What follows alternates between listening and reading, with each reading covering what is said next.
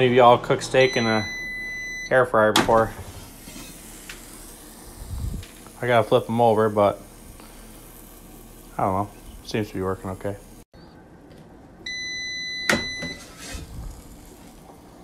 All I did was take a little salt, pepper, and garlic powder. I'm gonna let them sit for 10 minutes before I slice into them. What's everyone else having for supper tonight? Got my asparagus ready to go. Tried out my new air fryer. Seems to be working pretty good.